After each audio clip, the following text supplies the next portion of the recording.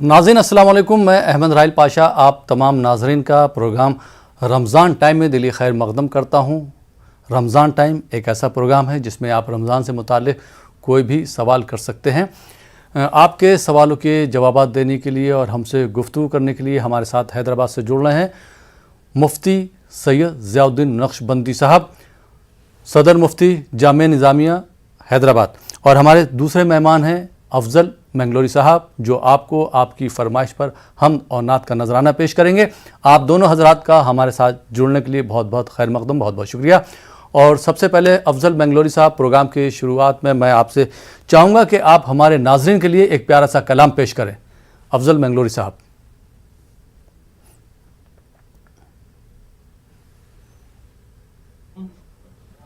سب سے پہلے تو میں مفتی ضیاء الدین قادری صاحب کو مبارکباد پیش کرتا ہوں کہ ماشاءاللہ امیر شریعت آپ کو مقرر کیا گیا ہے، ماشاءاللہ مفتی کے عہدے پر حیدرآباد میں آپ کو پھر مبارکباد پیش کرتا ہوں۔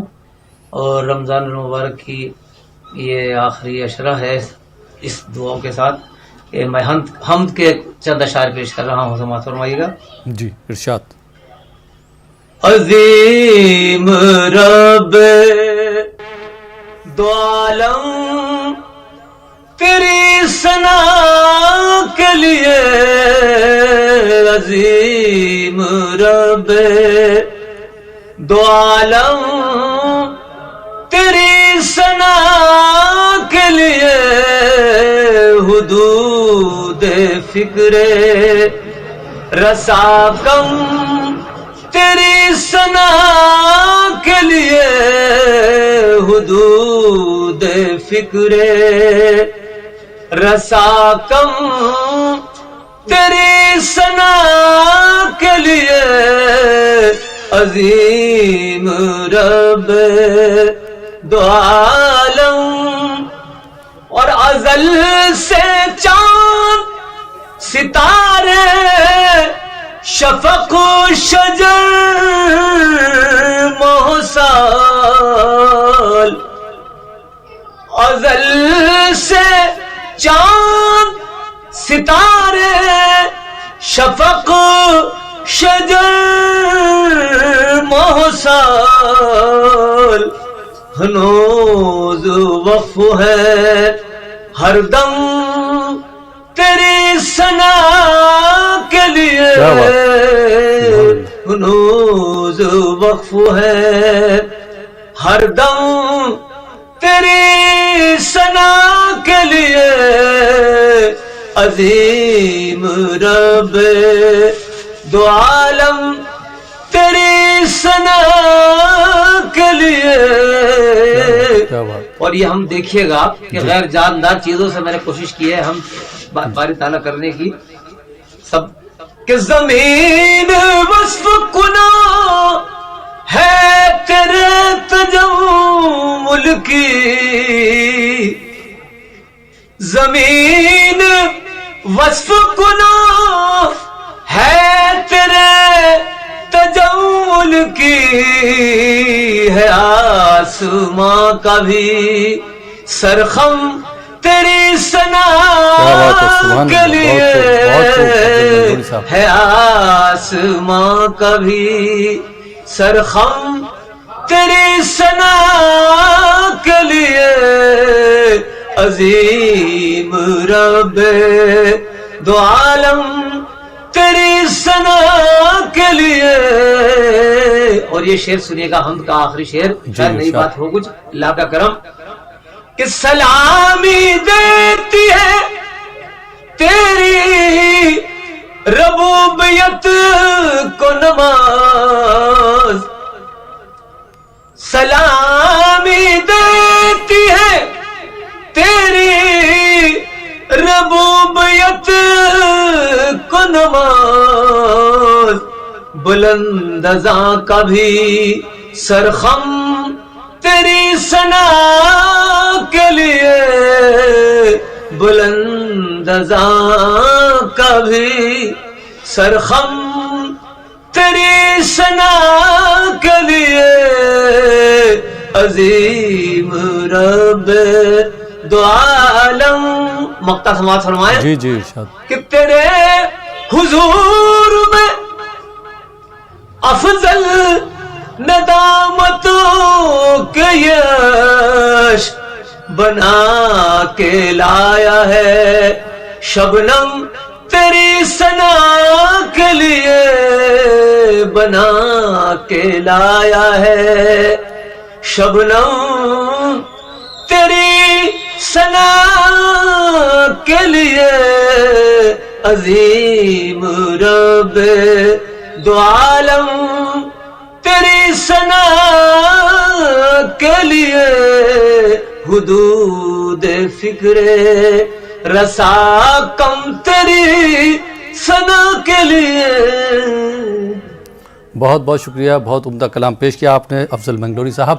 اور ناظرین ہمارے ساتھ مفتی سید ضیاء الدین نقشبندی صاحب بھی جڑ گئے. مفتی صاحب آپ کا بہت بہت خیر مقدم ہے. مفتی صاحب کو ابھی کچھ دن پیشتر ہی ایک نئے عہدے پر فائز کیا گیا. آپ کو جو ہے صدر مفتی جامعہ نظامیہ آپ کو منتخب کیا گیا, تو ہم سب کی جانب سے آپ کو بہت بہت مبارک ہو.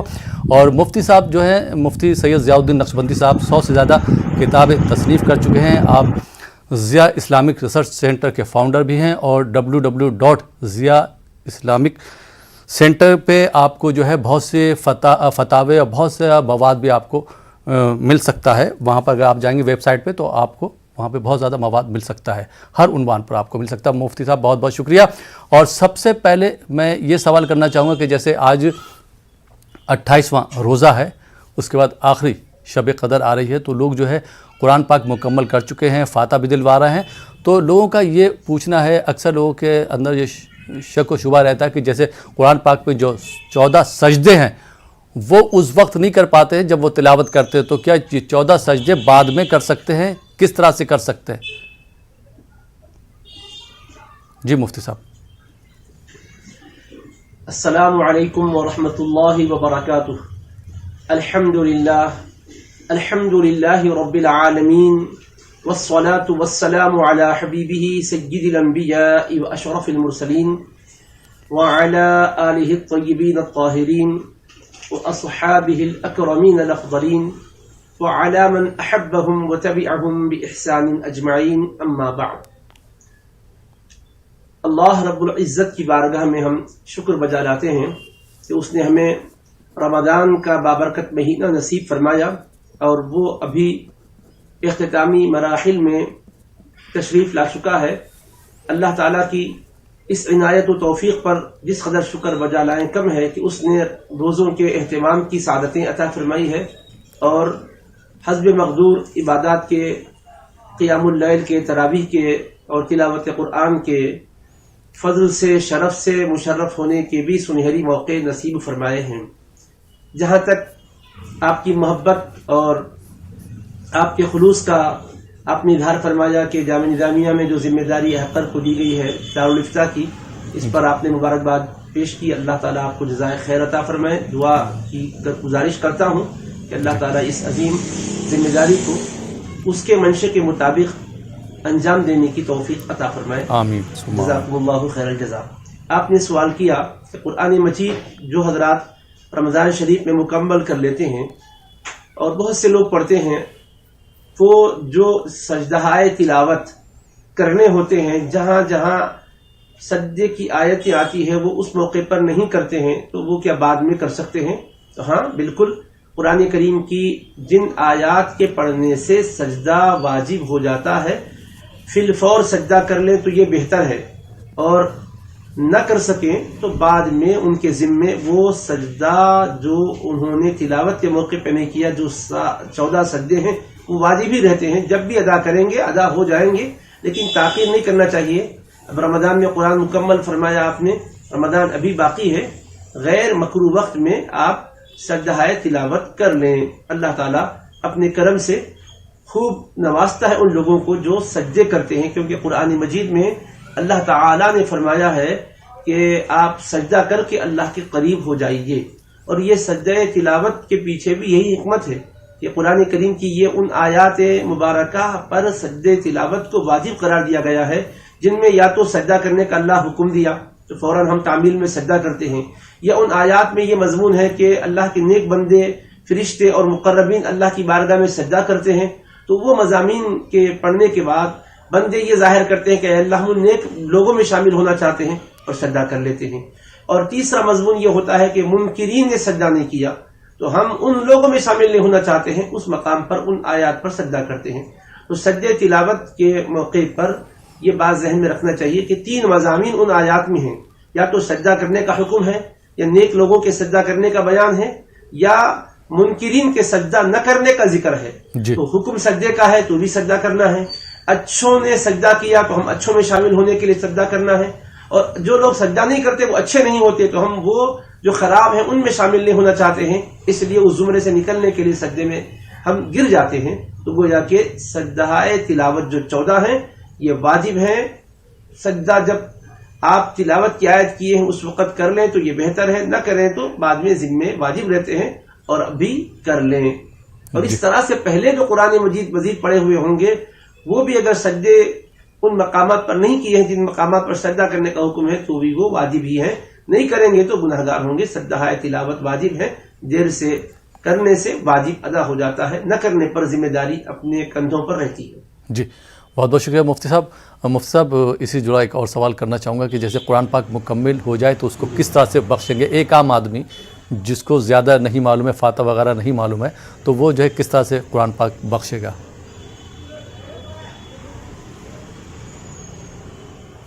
دیکھیے قرآن مجید مکمل ہونے کے بعد صدق اللہ العلی العظیم پڑھیں، وہ صدق رسولہ النبی الکریم پڑھیں، اس کے بعد درود پاک پڑھ کر اللہ کی حمد کریں، پھر اللہ کے حبیب علیہ السلام پر درود پاک پڑھیں، اور اس کے بعد درود پیش کرنے کے ساتھ ہی دعا کریں کہ یا اللہ جو کچھ قرآن مجید پڑھنے کی تو نے مجھے توفیق عطا فرمائی ہے، تیری توفیق سے میں نے اس کو مکمل پڑھ لیا ہے، اس میں کہیں مجھ سے پڑھنے میں خطا لغزش ہوئی ہے تو میرے اللہ تو معاف فرما دے، کمی زیادتی ہوئی ہے ادائیگی میں تو اسے درگزر فرما دے، اور اپنی شان کریمی سے یا اللہ اس ختم قرآن کریم کو، قرآن کے تکمیل کرنے کو قبول فرما لے، اور اس پر اپنی بارگاہ سے جو اجر و ثواب کا تو نے وعدہ کیا ہے حبیب پاک علیہ السلام کی حدیثوں میں اس بشارت اور خوشخبری کا بیان ہے، یا اللہ وہ اجر و ثواب عطا فرما۔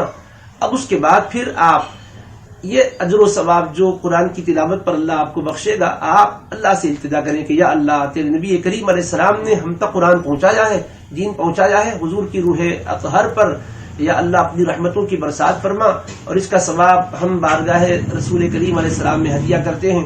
پھر حضور پاک علیہ السلام کے صحابہ کرام، اہل بیت اطہار اور امہات المومنین اور حضور کی صاحبزادیاں، صاحبزادگان اور جملہ اہل صلاح و فلاح یعنی نیک مقرب بندے، اور اس کے بعد پھر تمام حضور پاک علیہ الصلوۃ والسلام کی ایمان رکھنے والی امت پر، خواہ مرد ہوں یا عورتیں، ان کے حق میں دعا کریں کہ یا اللہ اس کا ثواب انہیں بھی عطا فرما، اور اپنے بھی خاندان کے جو مرحومین ہیں، والدین ہیں، آبا و اجداد ہیں، عزیز و اقربا ہیں، یا ددیالی ننیالی سسرالی رشتہ داروں میں جو دنیا سے گزر گئے ہیں، اللہ ان سب کو اس کا ثواب عطا فرما۔ یوں عرض کریں گے تو اللہ تعالیٰ مکمل قرآن مجید کا ثواب خود پڑھنے والے کو بھی عطا فرمائے گا، اور جس کے لیے بھی آپ دعا فرما رہے ہیں ان کو بھی عطا فرمائے گا۔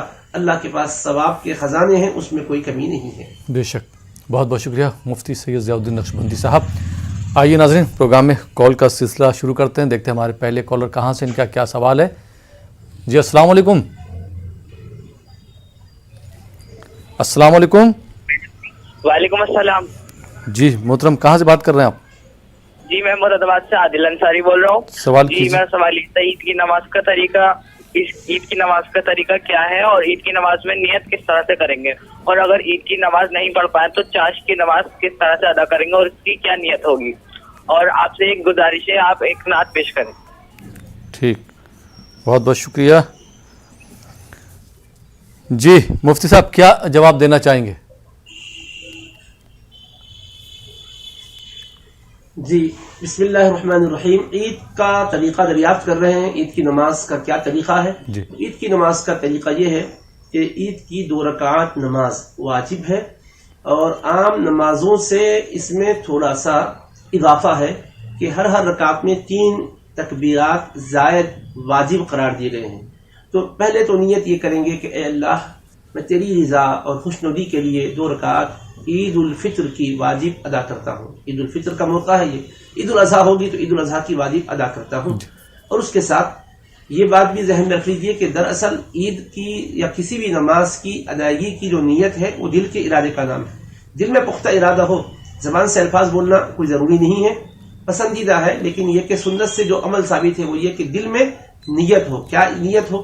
کہ 2 رکعت واجب عید الفطر کی میں ادا کرتا ہوں اللہ تعالیٰ کے واسطے 6 زائد تکبیروں کے ساتھ، پیچھے اس امام کے منہ میرا کعبہ شریف کی طرف. یہ الفاظ میں پھر عرض کرنا چاہتا ہوں اپنے ناظرین کو کہ زبان سے بولنا یہ کوئی فرض ہے، نہ واجب ہے، نہ سنت ہے. یہ دل میں جو ارادہ ہے اس کے اظہار کے لیے، اپنے ایک اطمینان کے لیے ہے، مستحب کہا ہے اس کو فقہا نے. لیکن اصل میں یہ بات دل میں ہونی چاہیے کہ آپ عید الفطر کی نماز پڑھنے کے لیے کھڑے ہو گئے ہیں، اور اس کے ساتھ ساتھ اب اللہ کی رضا کے لیے ارادہ کر کے نماز شروع کریں گے. تو امام ہو یا مقتدی، سب کے لیے حکم یہ ہے کہ تکبیر تحریمہ سے نماز شروع کریں گے. امام کے اقتداء میں پڑھنا ہے، جماعت سے پڑھنا ہے. امام بھی اور مقتدی بھی تکبیر تحریمہ کہیں گے، یعنی اللہ اکبر کہتے ہوئے دونوں ہاتھ کانوں تک اٹھائیں گے اور پھر دونوں ہاتھ ناف کے نیچے باندھ لیں گے. یہ تکبیر تحریمہ ہے. اس کے بعد ثنا پڑھیں گے. پھر ثنا پڑھنے کے بعد عید کی 3 زائد تکبیرات، یعنی آپ نماز شروع کیے تکبیر تحریمہ سے، ہاتھ باندھ لیے، ثنا پڑھ لیے. اس کے بعد اللہ اکبر کہتے ہوئے امام دونوں ہاتھ کانوں تک اٹھائیں گے، ان کے ساتھ ہی مقتدی بھی دونوں ہاتھ کانوں تک اٹھائیں گے، مگر اس موقع پر ہاتھ باندھیں گے نہیں، چھوڑ دیں گے. اس کے بعد پھر دوبارہ اللہ اکبر کہتے ہوئے دونوں ہاتھ کانوں تک اٹھائیں گے اور باندھیں گے نہیں، چھوڑ دیں گے. اور تیسری مرتبہ اللہ اکبر کہتے ہوئے دونوں ہاتھ کانوں تک اٹھائیں گے اور چھوڑیں گے نہیں، باندھ لیں گے. مقتدی خاموش کھڑیں گے. امام صاحب اعوذ باللہ من الشیطان الرجیم بسم اللہ الرحمن الرحیم آہستہ پڑھیں گے. اس کے بعد سورہ فاتحہ سے قرات شروع کریں گے اور اس کے بعد والی کوئی سورت پڑھیں گے. پھر رکوع کریں گے، جیسا عام نمازوں میں رکوع کرتے ہیں اسی کے مطابق رکوع کریں گے. پھر 2 سجدے کریں گے، دوسری رکعت کے لیے کھڑے ہو جائیں گے. اور دوسری رکعت کے لیے جب کھڑے ہوں گے تو اس میں پہلے قرات کریں گے سورہ فاتحہ کی، پھر کوئی سورت پڑھیں گے یا چند آیتیں پڑھیں گے. اس کے بعد اب رکوع میں جانے سے پہلے عید کی 3 جو زائد تکبیرات ہیں وہ کہیں گے، یعنی اللہ اکبر کہتے ہوئے پہلی مرتبہ دونوں ہاتھ کانوں تک اٹھائیں گے اور چھوڑ دیں گے. دوسری مرتبہ اللہ اکبر کہتے ہوئے دونوں ہاتھ کانوں تک اٹھائیں گے اور چھوڑ دیں گے. تیسری مرتبہ اللہ اکبر کہتے ہوئے دونوں ہاتھ کانوں تک اٹھائیں گے، چھوڑ دیں گے. یہ 6 تکبیرات ہوئی. پہلے تکبیر تحریمہ کے بعد 3 تکبیرات ہو گئی. اب رکوع سے پہلے 3 تکبیرات ہو گئی.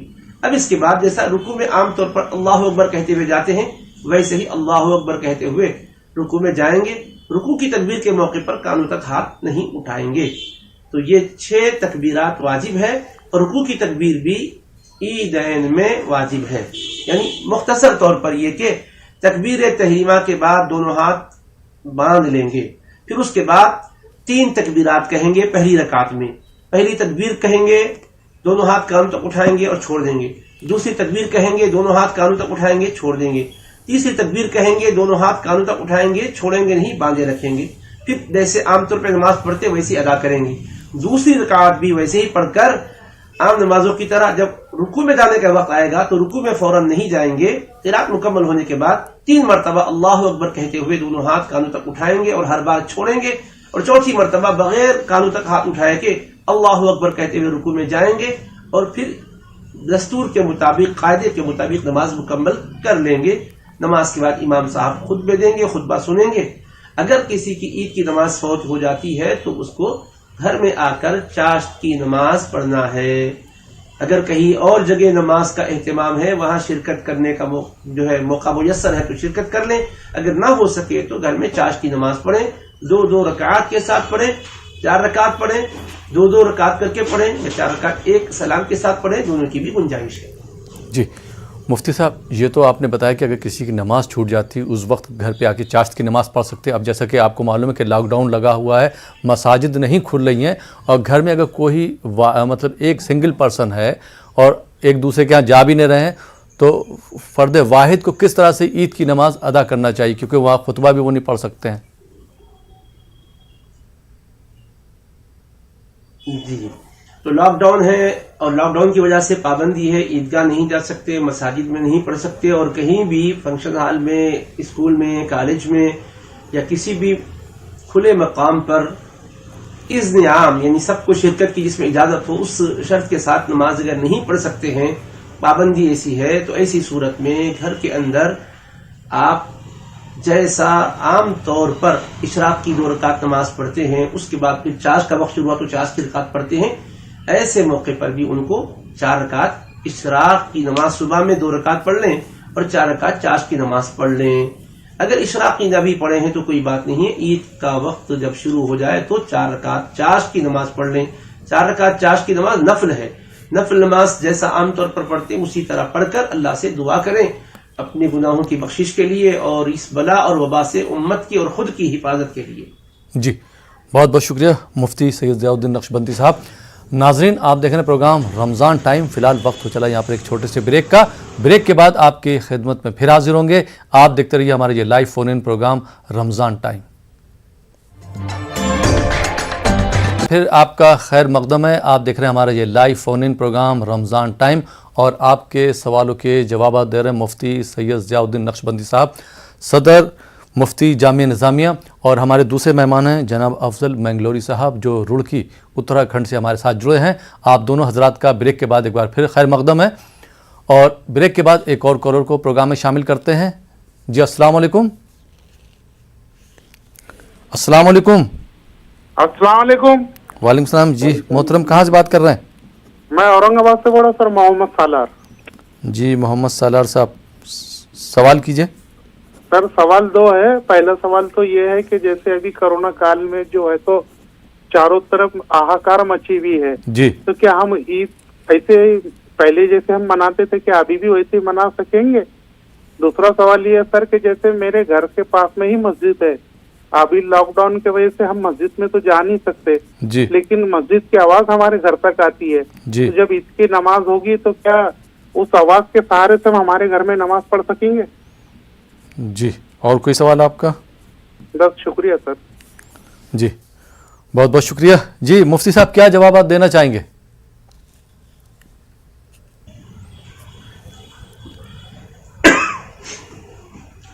بسم اللہ الرحمن الرحیم، نحمده ونصلی ونسلم علی رسولہ الکریم وآلہ وصحبہ اجمعین، اما بعد۔ اگر لاک ڈاؤن کی وجہ سے عید کی نماز کے لیے آپ نہ جا سکیں اور عید کی نماز میں شرکت نہ کر سکیں تو آپ یہ پوچھ رہے ہیں کہ اگر مسجد گھر کے قریب ہے اور وہاں سے آواز آ رہی ہے تو اس آواز کی اقتدا میں کیا گھر میں نماز پڑھ سکتے ہیں؟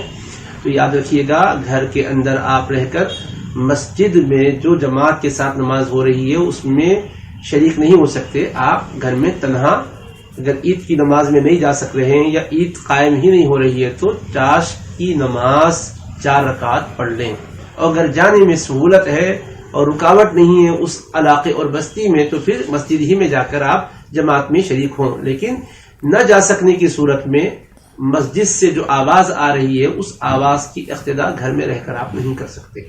جی بہت بہت شکریہ مفتی صاحب۔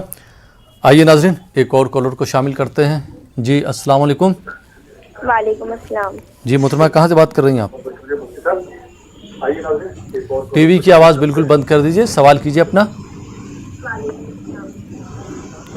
بوندی۔ جی سوال کیا ہے آپ کا؟ میں جی ہمارا سوال یہ ہے، ہم گھر میں 7 ممبر ہیں تو ہم فطرہ کیسے دیں؟ جی ٹھیک، بہت بہت شکریہ کال کرنے کے لیے۔ جی مفتی صاحب فطرے کے اوپر سوال تھا، فطرہ جو ہے کس طرح سے ادا کرنا ہے؟ 7 لوگ ہیں گھر میں، 7 افراد ہیں۔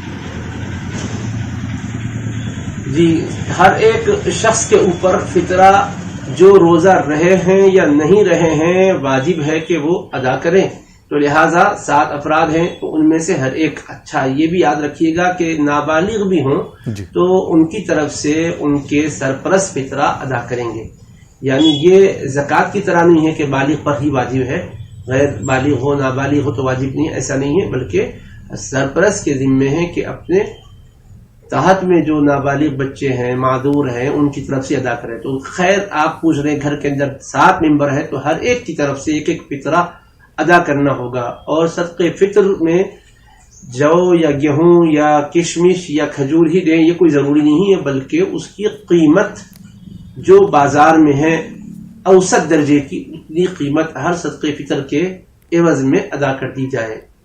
جی مفتی صاحب، صدقہ فطر کا جو آپ نے جیسے قیمت بتائی یا گیہوں اناج کا بتایا، تو یہ کسی غریب کو دے سکتے ہیں یا رشتے دار اگر غریب ہے تو ان کو بھی ادا کر سکتے ہیں؟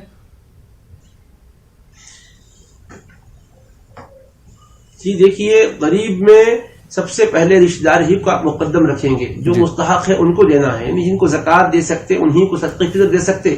غیر سید ہو اور اپنے رشتہ داروں میں خاص طور پر یعنی اپنے اصول و فروع میں نہ ہو، یعنی ماں باپ پھر اوپر تک، اسی طرح اپنی اولاد بیٹا بیٹی نیچے تک، ایسے ہی شوہر بیوی یہ نہیں دے سکتے۔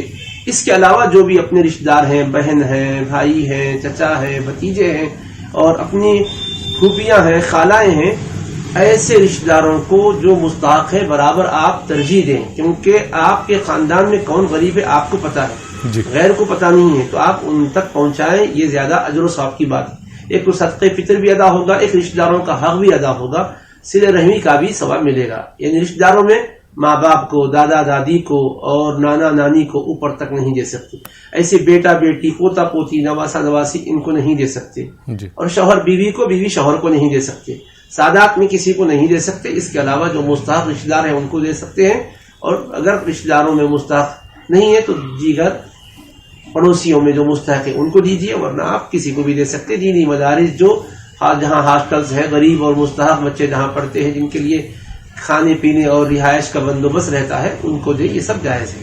جی بہت بہت شکریہ مفتی صاحب۔ آئیے ناظرین ایک اور کالر کو شامل کرتے ہیں۔ جی السلام علیکم۔ وعلیکم السلام۔ جی محترمہ کہاں سے بات کر رہی ہیں آپ؟ جی ہم بوندی سے ہی۔ جی سوال پوچھیے اپنا۔ معذرت چاہوں گا، آپ نے ٹی وی کی آواز بڑھا رکھی ہے۔ آئیے ناظرین ایک دوسرے کالر کو شامل کرتے ہیں۔ جی السلام علیکم۔ وعلیکم السلام۔ جی محترم کہاں سے بات کر رہے ہیں آپ؟ میں احمد آباد سے بات کر رہا ہوں حضرت۔ جی سوال پوچھیے۔ سوال بہت بہت شکریہ حضرت، آپ اتنا بہترین پروگرام چلا رہے ہیں، اللہ آپ کو بہت نیکی دے، اور جو آپ کے بغل مفتی صاحب بیٹھے ہیں وہ تو سبحان اللہ زندہ ولی ہیں۔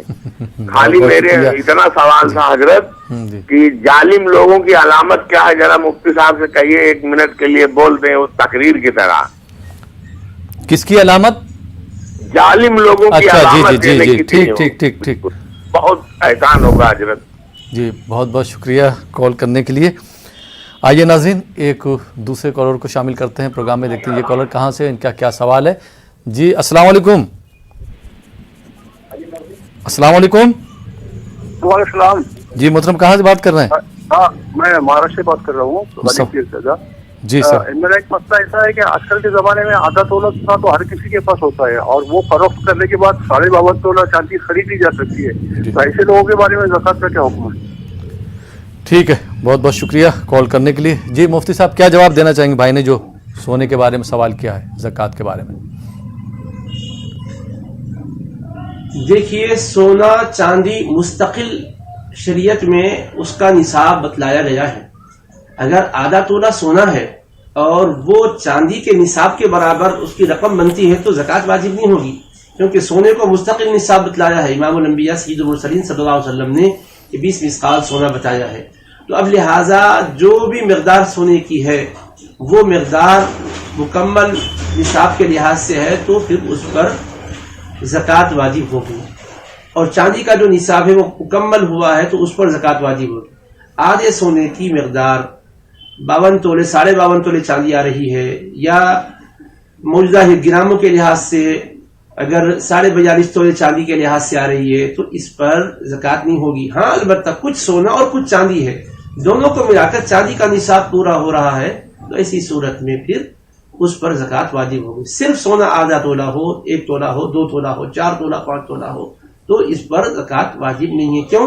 اس لیے کہ سونے کا علیحدہ نصاب نبی کریم علیہ السلام نے مقرر فرمایا ہے۔ جی بہت بہت شکریہ مفتی سعید ضیاء الدین نقشبندی صاحب۔ اور افضل بنگلوری صاحب، اب میں آپ کی طرف آتا ہوں اور میں آپ سے فرمائش کروں گا کہ نعت کے 3 اشعار پیش کریں، اس نعت کے جب آپ نے 2009 میں اجمیر شریف کے ایک مشاعرے میں آپ نے کلام پڑھا تھا اور آپ کو حج پر جانے کی بہت خواہش تھی، اور اسی سال 2009 میں آپ کو پھر وہاں کی کمیٹی نے حج پر بھیجا تھا، تو میں چاہوں گا وہ کلام آپ ہمارے ناظرین کے لیے پیش کریں 3 اشعار۔ جی جی ہاں، یہ میرے لیے سعادت کی بات ہے کہ بارگاہ غریب نواز میں 2009 میں جو نعتیہ مشاعرہ ہوا تھا، جی یہ نعت ہر جگہ پڑھوائی جاتی ہے، فرمائش ہوتی ہے، تو آپ کے چینل پہ بھی کئی مرتبہ فرمائش آئی، تو میں پیش کر رہا ہوں اس کے 2-3 شعر. جی.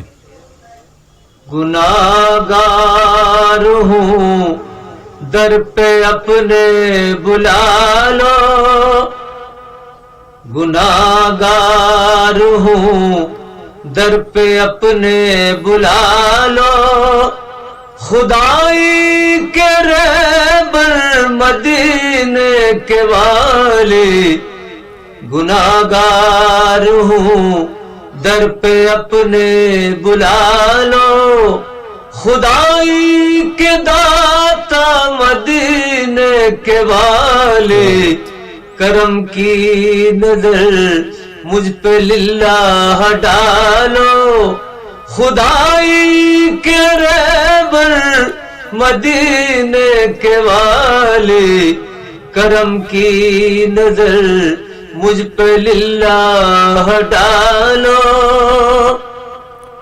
بھٹکتا ہوا در بدر پھر رہا ہوں، بھٹکتا ہوا در بدر پھر رہا ہوں، گناہوں کی لغزش ہے اور گر رہا ہوں، سنبھالو سنبھالو سنبھالو سنبھالو، خدائی کے رہبر مدینے کے والی.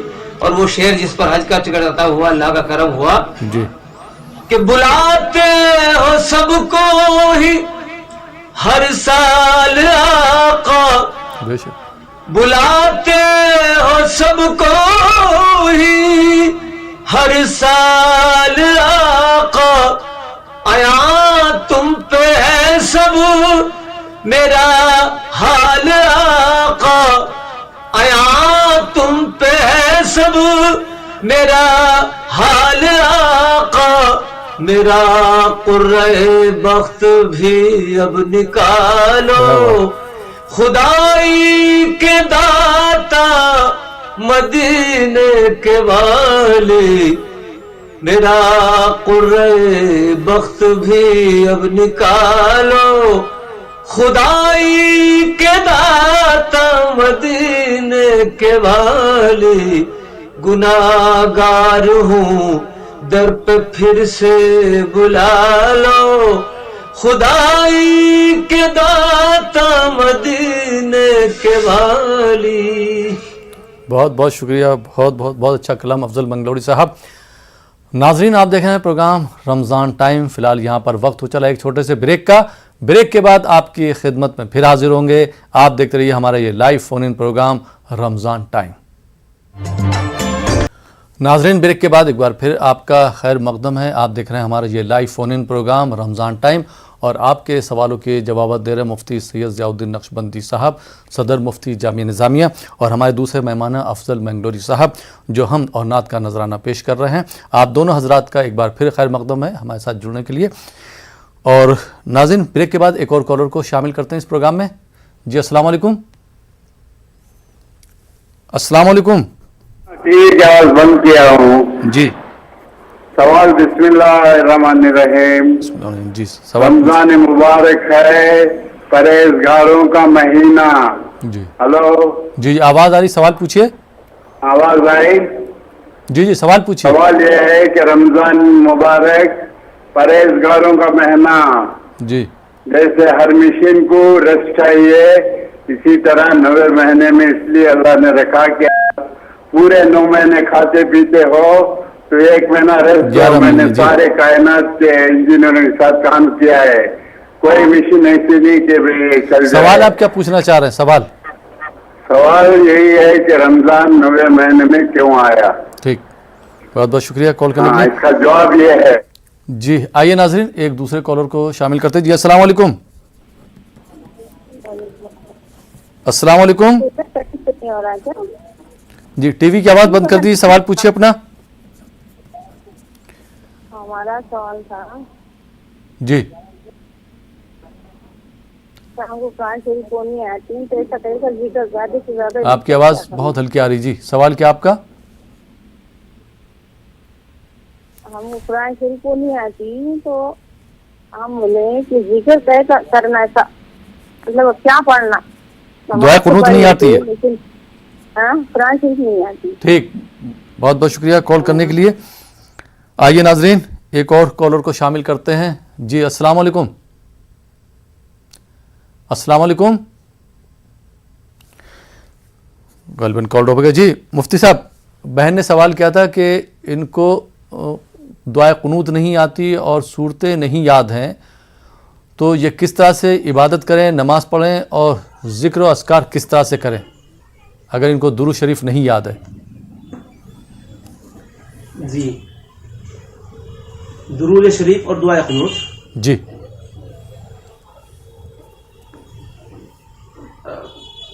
मैं सब ठीक से सुन नहीं पाया जी। दोबारा आप फरमाइए क्या जी मुफ्ती साहब, बहन ने सवाल किया था कि इनको सूरतें भी नहीं याद हैं, दुआ कुनूत नहीं आती है और दुरूद शरीफ भी नहीं याद है, तो ये नमाज पढ़ें, इबादत करें, किस तरह से करें और ज़िक्र व अस्कार में क्या पढ़ें, ये तस्बीह जब पढ़ें? अच्छा ठीक है, ठीक है। जी, मेरी बहन गुजारिश आपसे ये है कि ये सूरतें, दुरूद शरीफ, दुआ कुनूत आपको अगर याद नहीं हैं तो आजकल याद करने में बड़ी सहूलत है। देखकर अगर नहीं पढ़ने आता है तो आप ऐसे जो है माशाअल्लाह इंतजामात भी हैं कि आप सुनते जाएंगे और जो जो सुनते जाएंगे वैसे वैसे आपको याद होती जाएंगी। तो सूरह फातिहा और उसके बाद कुरान करीम की कोई दो सूरतें, चाहे इन्ना आतैना कल कौसर और कुल हुवल्लाहु अहद की ही सूरतें क्यों ना हो, याद कर लें। याद करने का तरीका क्या है? अगर आपको देखकर पढ़ना नहीं आता है तो हमारे माशाअल्लाह हुफ्फाज कुर्रा उलमा ने बड़ी खिदमतें की है, इंटरनेट पर अवेलेबल है ऐसे कि जिसमें छोटे छोटे सूरतें पढ़े जाते हैं, बेहतरीन कारी हजरात पढ़ते हैं, उसको सुनते हुए साथ साथ पढ़ते जाएं, सुनते हुए पढ़ते जाएं, दोहराते जाएं, इंशाअल्लाह ताला वो याद हो जाएंगी। सूरह फातिहा कम से कम और दो छोटी सूरतें कुरान करीम। इसी तरह दुरूद शरीफ भी कोई ज्यादा मुश्किल नहीं है, याद नहीं है तो वो भी सुनते सुनते आप याद करते जाएं। इसी तरह से दुआ कुनूत भी, अस्कार नमाज भी रफ्ता रफ्ता याद करते जाएं।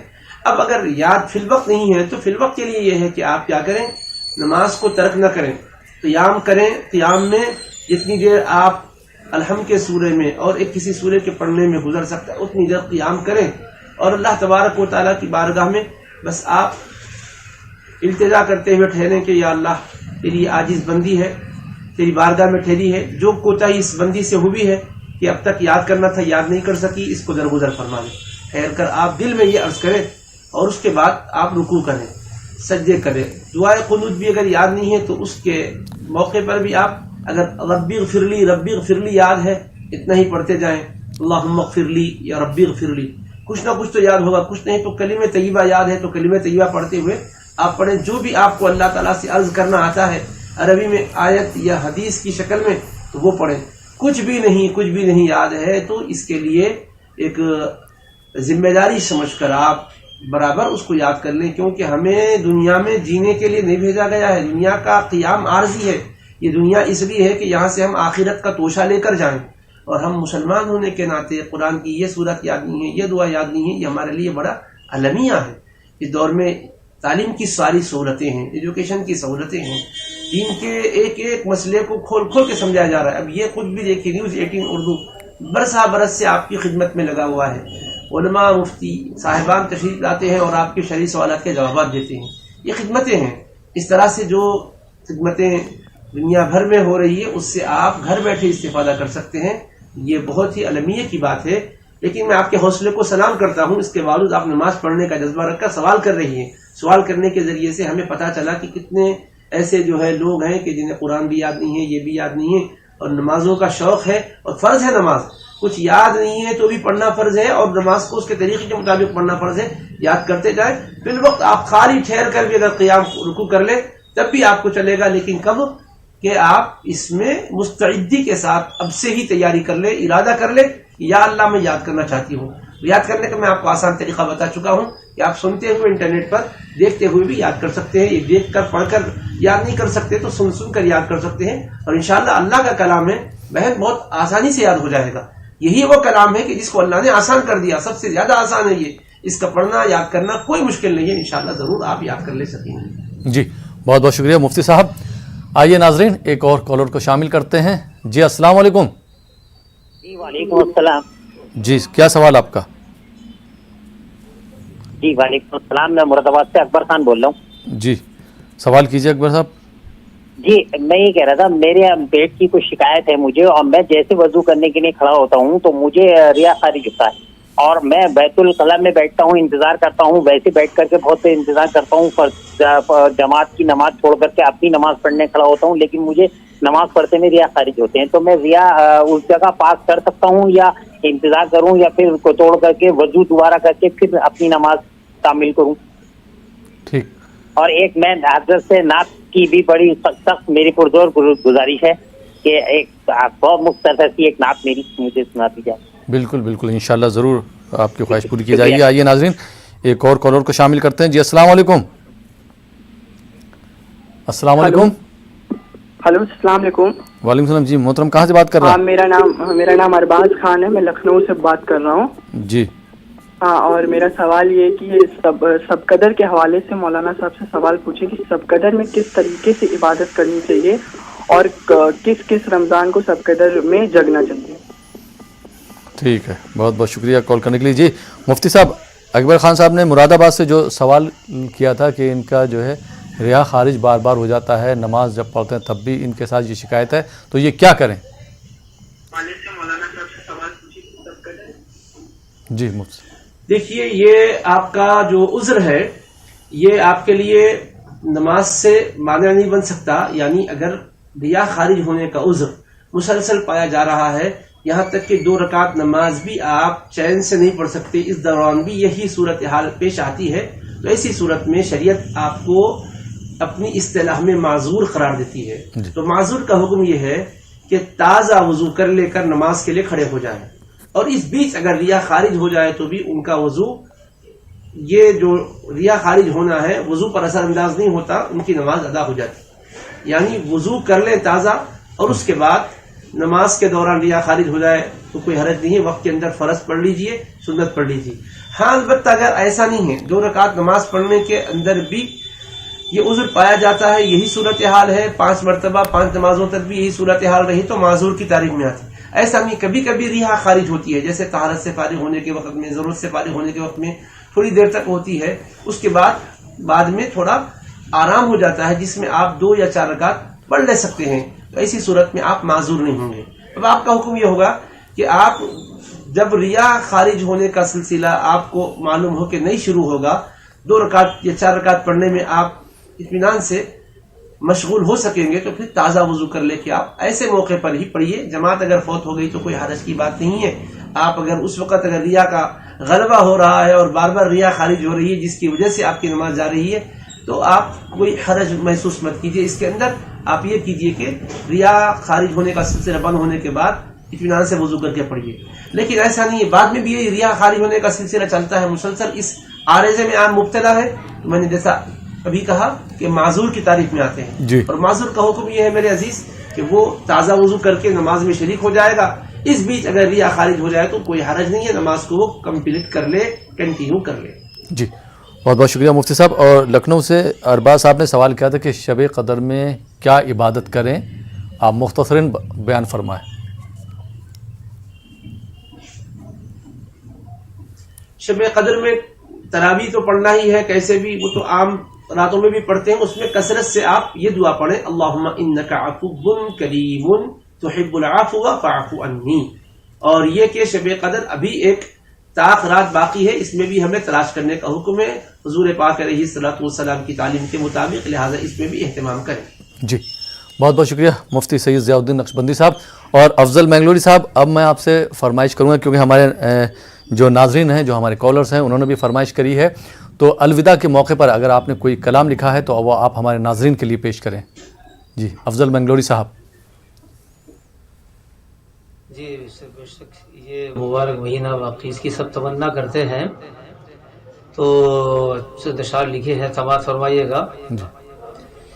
انعام رب کا حامل رمضان جا رہا ہے ایک سال کے لیے پھر مہمان جا رہا ہے ایک سال کے لیے پھر مہمان جا رہا ہے انعام رب کا حامل کر کے دل و نظر کو ایقان سے منور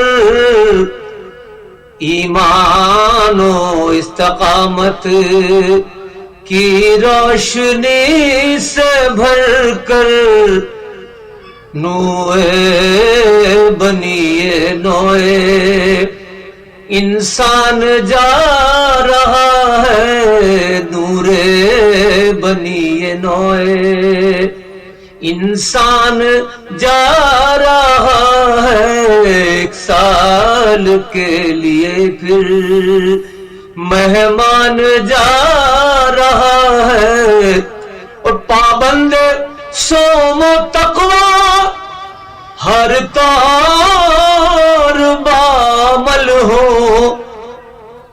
سرخ رو جہاں میں محشر میں بھی سفل ہو یہ مومنوں کو دے کر وجدان جا رہا ہے یہ مومنوں کو دے کر وجدان جا رہا ہے ایک سال کے لیے پھر مہمان جا رہا ہے اور توبہ گناہ سے اور ہر ایک بدی سے کر لے توبہ گناہ سے اور ہر ایک بدی سے کر لے دل نے کیوں ثوابوں کے موتیوں سے بھر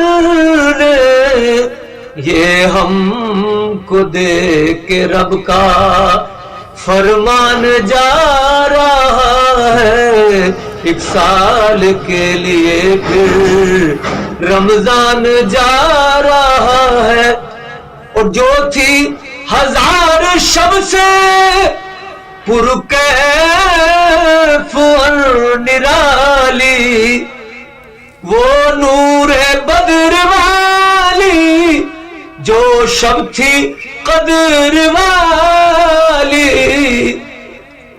دے کر اسی کا ہم کو فیضان جا رہا ہے ایک سال کے لیے پھر مہمان جا رہا ہے اور سحری کی رونقیں وہ افطاریوں کی لذت تھا مثل من و سلوی ہر لقمہ برکت اور خلد آفرین نعمت یہ خوان جا رہا ہے خلد آفرین نعمت یہ خوان جا رہا ہے ایک سال کے لیے پھر رمضان جا رہا ہے اور ایمان اور عمل کی جی بہت بہت شکریہ افضل منگلوری صاحب اور مفتی سید ضیاء الدین نقشبندی صاحب. پروگرام کے آخر میں حالانکہ زیادہ وقت نہیں تو میں چاہوں گا کہ 1 منٹ کی دعا آپ جو ہے عالم اسلام کے لیے کریں, سارے مومنین کے لیے کریں, ہمارے ملک کے لیے کریں, پوری دنیا کے لیے کریں, اجتماعی دعا. جی مفتی صاحب. اللهم صل على سيدنا محمد وعلى آله وصحبه أفضل صلواتك وعدد معلوماتك وبارك وسلم. اے اللہ اپنے فضل و کرم سے ہمارے گناہوں کو معاف فرما, خطاؤں کو درگزر فرما. رمضان کی برکتوں سے ہمیں اور تمام امت مسلمہ اور ساری انسانیت کو مالا مال فرما. اے اللہ اس وقت جو عالمی وبا دنیا بھر کو اپنی لپیٹ میں لے ہوئے یا ارحم الراحمین, تجھ سے ہماری عاجزانہ دعا ہے, تو ارحم الراحمین ہے مولا. اپنی محض رحمت سے اس وبا کا خاتمہ فرما، تمام انسانیت کو امن اور سلامتی عطا فرما۔ اے اللہ ہمیں اپنی بندگی کی توفیق عطا فرما اور وقت عقید ایمان پر خاتمہ عطا فرما، قبر و حشر میں اپنے حبیب کریم علیہ السلام کی شفاعت عطا فرما۔ وصلی اللہ تعالی علی خیر خلقہ سیدنا محمد وآلہ وصحبہ اجمعین والحمد للہ رب العالمین۔ بہت بہت شکریہ مفتی سید ضیاء الدین نقشبندی صاحب، آپ ہمارے ساتھ جڑے اور آپ نے ہمارے ناظرین کی رہنمائی فرمائی، اور افضل منگلوری صاحب آپ کا بھی بہت بہت شکریہ عمدہ کلام پیش کرنے کے لیے، آپ دونوں حضرات کا بہت بہت شکریہ۔ تو ناظرین یہ تھا ہمارا پروگرام رمضان ٹائم، فی الحال یہ پروگرام اب یہیں پہ ختم ہوتا ہے۔ اسی کے ساتھ اپنے میزبان احمد رائل پاشا کو اجازت دیجیے اور آپ دیکھتے رہیے نیوز 18 اردو۔